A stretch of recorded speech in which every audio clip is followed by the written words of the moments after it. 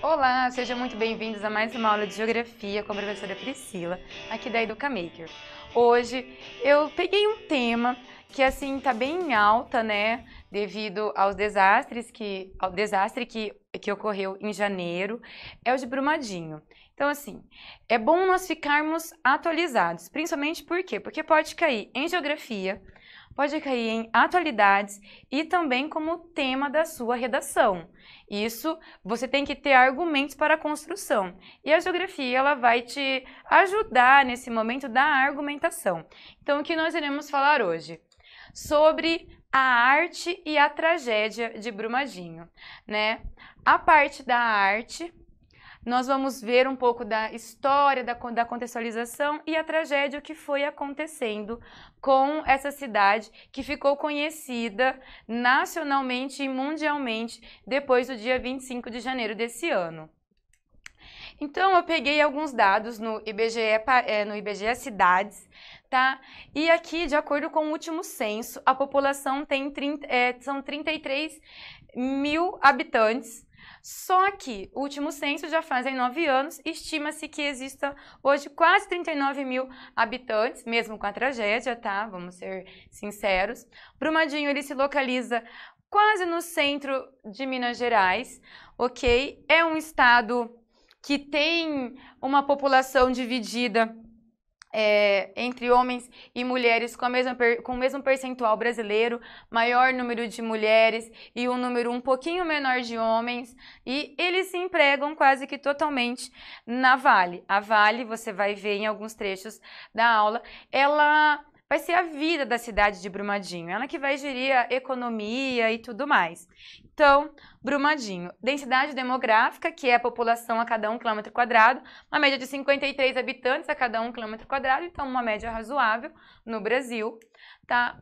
E a história, como tudo começou? Bom, Brumadinho, ela vai começar no segundo ciclo econômico brasileiro, lá para 1800, quando os bandeirantes paulistas, faziam um processo de interiorização do território. Então, eles iam entrando para o território, até que descobriram minerais, né? E o estado atualmente é chamado de Minas Gerais devido à grande quantidade de minérios que tem. Algumas fotos, e por meio das fotos de 1958, a gente vai ver um relevo totalmente planáltico, então assim, quase não há presença de planícies nessa área. A média altimétrica de altitude varia entre 100 a 1.050 metros de altitude, e aí nós temos aqui um domínio de mares e morros, então totalmente serras, morros, tá? E chamado assim de mares e morros, e toda a vegetação. Nessa área dessa foto nós temos o cerrado, mas há também uma grande parte de Mata Atlântica, né? Havia antes do grande desastre. Aqui o rio Paraopeba, né, em 58, então a foto, como é preto e branco, não mostra a turbidez, a claridade que tinha nessa época desse rio, mas você vai ver como que ele vai ficar depois em uma turbidez totalmente impossível de entrada de oxigênio e de raios solares. Mais uma foto para você conseguir visualizar, ó, um morro testemunho, porque ele é achatado, então ele testemunhou o intemperismo que o Brasil sofreu durante as eras. E a partir daí, a gente entra na importância da Vale, né? Primeiramente, a gente tem que pensar o que é a Vale. A Vale é uma empresa de capital privado, então ela atualmente, desde 97, ela foi privatizada.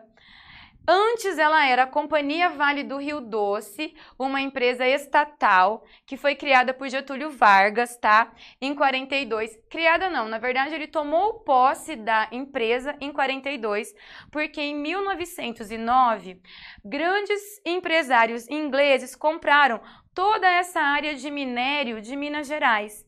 Porém, em 42, Getúlio Vargas faz acordos com esses ingleses, com os Estados Unidos também, e a partir daí ele estatiza a Vale, mas ele tem que cumprir alguns acordos.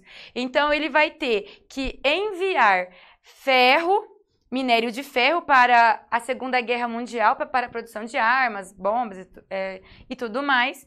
E também, depois, quando a guerra termina, ele tem que enviar minério de ferro para o Japão, para a reconstrução do Japão, que vocês sabem que houve as 2 bombas atômicas em Hiroshima e Nagasaki, o país ficou totalmente destruído, e aí o Brasil tinha essa função para que a empresa se tornasse estatal com os acordos que foram feitos. O que é a Vale hoje? Em 69, até hoje, até o dia que você está vendo esse vídeo, a Vale é a maior empresa exportadora de minério de ferro do mundo, tá? Ela foi privatizada pelo governo do FHC, do Fernando Henrique Cardoso, que vai desestatizar a empresa em 95 e, a partir daí, abrir para a venda para o capital privado. E um grande conjunto de empresas, chamado Companhia Siderúrgica Nacional, compra a Vale a um valor de 3 bilhões e 2 anos depois a Vale fatura em um ano 4 bilhões e pouco. Então, assim, vendeu, né? A gente tem que pensar nesse critério também. Será que houve uma venda justa? Será que eu não conseguiria embargar essa venda devido a isso e reestatizar a empresa? Qual a vantagem de ser reestatizada para o Brasil, principalmente? Ou também, não só economicamente pensando, mas para o povo nisso. Então, você tem que ir articulando essas ideias. A Vale para Brumadinho é tudo para a população. Brumadinho só existe porque a Vale está presente.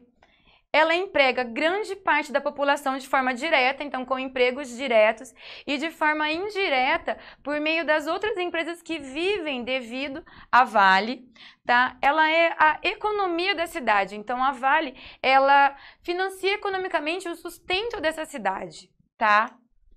Estrutura. Então, como tudo vai começar? Nós sabemos que em 2015 houve em Mariana um desastre e que o presidente da Vale disse que nunca mais haveria essa tragédia. Porém, em Brumadinho, nós tivemos a tragédia no dia 25 de janeiro de 2019. A estrutura da mina do córrego Feijão, que é o que a gente ouve falar. Então, essa mina ela tem o nome Feijão e ela é sempre feita na parte mais alta do terreno, tá? E a partir daí, os sulcos da escavação, aqui ficaria a área administrativa, que nós vamos ter aqui um dos sulcos para vocês verem a profundidade que eles vão cavando, tá? Esses pedaços sobram para que os caminhões possam entrar e buscar esse minério de ferro. E como era antes e como está hoje, depois que houve esse rompimento, tá? A gente tem que pensar que isso é um crime ambiental, que não é um desastre da natureza, porque não foi a natureza que criou a barragem. Então, quando você lê no jornal ou ouvir alguma notícia dizendo que é um desastre natural, já é errado esse termo. É um crime socioambiental. Por quê? Porque atingiu a natureza, mas foi construído pelo homem, tá? O homem que veio construiu a barragem para extrair minérios, para a produção de todos os outros materiais que nós temos hoje. Então, nós temos aqui a barragem de Brumadinho, tá? Toda a área que ela vai percorrer quando ela se rompe, ó, antes dela ser rompida, e aquelas imagens que a gente viu que foi chocante, né, da barragem, ela cedendo e toda aquela lama tóxica sendo levada junto. E aqui ficava a sede administrativa e também o restaurante, onde tinham cerca de 300 pessoas nessa área, tá?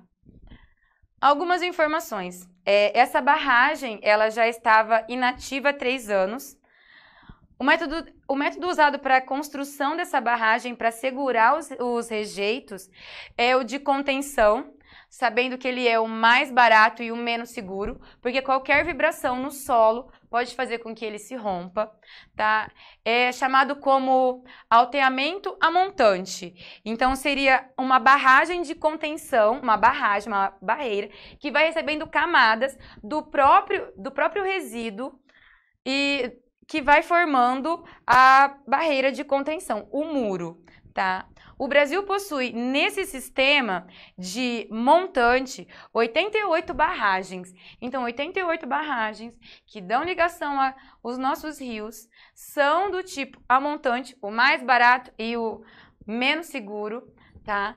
Que estão construídas e a qualquer momento elas podem romper. Por quê? Porque, infelizmente, não há aquela investigação para se assegurar que aquilo está sendo correto. E detalhe também, a Vale é uma empresa de capital privado, ela não pensa na população, ela pensa no ganho, no lucro, porque toda a empresa, ela pensa em lucros, né? Principalmente as privadas que nem têm, que nem são os donos daqui. Então, o Brasil que acaba se ferrando, o povo brasileiro. Ela quer apenas o lucro e aí acaba não levando, não fazendo aquilo que é necessário. Tanto que há 4 anos, uma dissertação de mestrado de um aluno da Faculdade Federal de Minas Gerais disse que essa barragem iria se romper. E por que a Vale não fez nada? Não fez nada porque é gasto.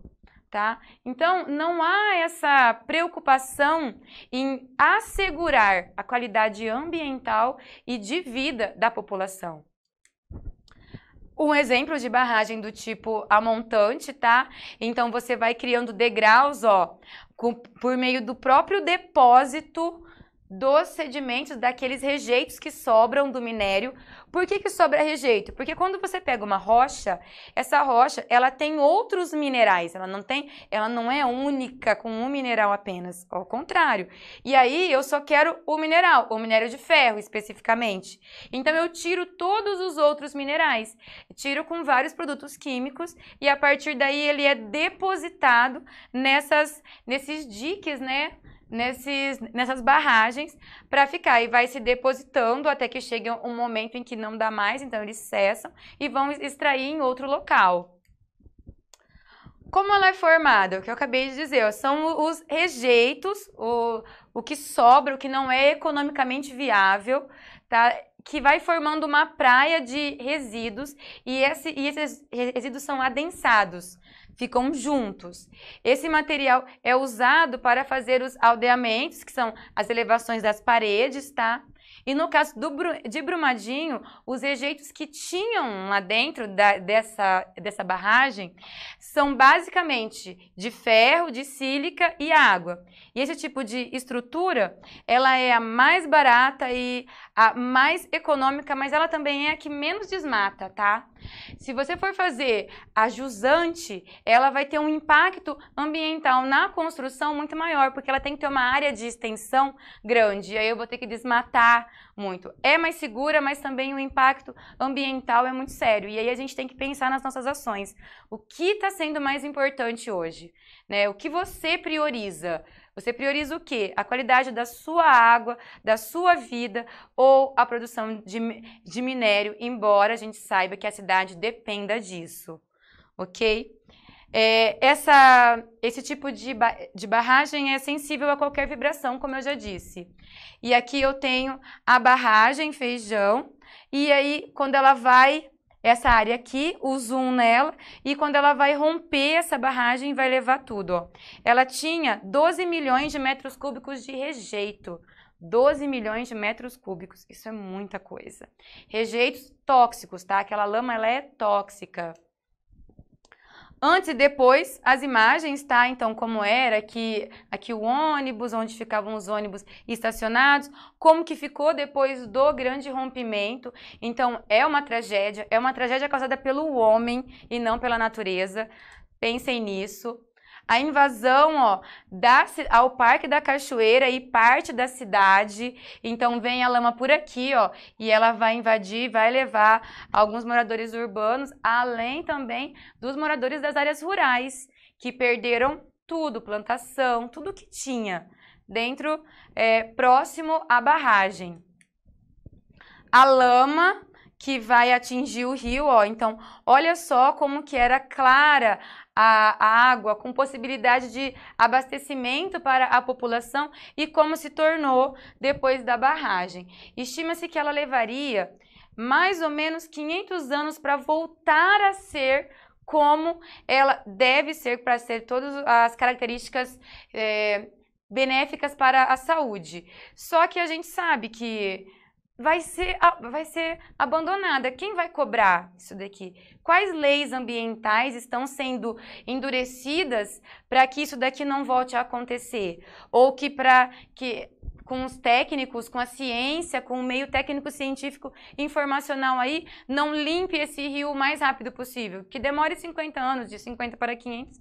Então, o que está sendo feito? Você tem que pensar isso e cobrar também enquanto cidadão, enquanto pertencente ao território brasileiro.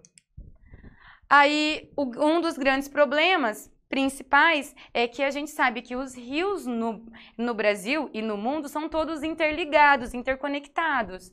E aí a gente tem a subbacia do Paraopeba, tá? Que vai se unir às Três Marias e a partir daí vai encontrar o Rio São Francisco, que corta todo o território nordestino e vai levar toda essa lama tóxica que tem para esses rios, matando peixes, pássaros, então a fauna, a flora e a população também que tomar água desse rio. Então olha como que isso é muito grave, socialmente falando, ambientalmente falando e em todos os sentidos, tá? Aí aqui eu peguei a subbacia do rio Paraopeba para mostrar que era toda essa parte que aí vai encontrar com as Três Marias e a partir daqui, na Serra da Canastra, nasce o Rio São Francisco e que vai cortar grande parte do território ao norte de Minas até chegar no Nordeste brasileiro. Então, olha a gravidade. Não foi feito barragens para levar água para o Nordeste por meio do Rio São Francisco? Que água vai ser essa, né? Os impactos ambientais do crime ocorrido, porque isso é um crime contra a natureza, contra a sociedade, contra os animais, contra tudo que você puder imaginar, tá? Mais de 300 funcionários estavam no prédios e no restaurante, propriedades rurais e urbanas destruídas, degradou-se mais de 112 florestas nativas, 112 hectares, cada um hectare tem 10 mil metros quadrados, então você faz a continha aí para você ver, tá? 305 quilômetros do rio apresenta, isso foi feito há 3 semanas atrás, essa informação, apresenta níveis de oxigênio, de turbidez, que são partículas que ficam soltas e impedem a entrada dos raios solares e da oxigenação, que vão interferir, que está formando um pH inadequado para o consumo. Então, quem mora nessas áreas não pode tomar essa água. Presença de dióxido de ferro, manganês, cobre, cromo, oriundos da lama tóxica, tudo que estava naquela bacia, né, naquele montante que nós falamos, foi depositado e está presente nesse rio. Impacto de contaminação sobre a fauna, a flora e o abastecimento de 21 municípios ao longo. Então, como será que essas pessoas estão sendo abastecidas? Será que tem um abastecimento? Será que estão levando uma água potável para elas? O que elas estão fazendo? E os animais? Estão bebendo qual tipo de água? Tá? A lama tóxica, ela cobriu uma área de 300 campos de futebol, de acordo com o IBAMA. E é muita coisa, 300 campos de futebol, hein? E o que fazer? A gente tem duas alternativas, mas a primeira eu acho a mais fácil de ser ocorrida. Endurecimento da legislação para crimes ambientais, então assim, tem que ser pago altos valores, muito grandes, para que a empresa tenha medo que isso ocorra de novo e invista na qualidade das barragens ou de qualquer outra coisa, um crime ambiental que vai destruir qualquer ambiente. Ou a reestatização, voltar a ser brasileira e não ser apenas, não ter a grande parte de capital privado. Então, essa seria uma segunda alternativa, tá? Principalmente porque empresas estatais, ao meu ver, e ao ver do bem da população, não tem que dar lucro. Ela tem que garantir que o país tenha uma economia tranquila, mas não que dê lucro. Lucro para quem, se nós já pagamos impostos? Então, essa também seria uma alternativa. Então, se tiver lá uma das alternativas, leis ambientais mais duras, dá para você argumentar, para validar a sua argumentação, ou a reestatização, certo? E por hoje essa aula termina. Eu espero que vocês tenham entendido sobre o que aconteceu. São alguns fatos, você tem que ler em outras fontes, tem que beber de outras fontes. Há vários artigos acadêmicos que foram construídos e estão sendo construídos para falar sobre isso. Então vamos pegar a parte acadêmica, o Google acadêmico mesmo, e pesquisar dentro dele para que você seja alguém informado nesse país, tá bem? Muito obrigada!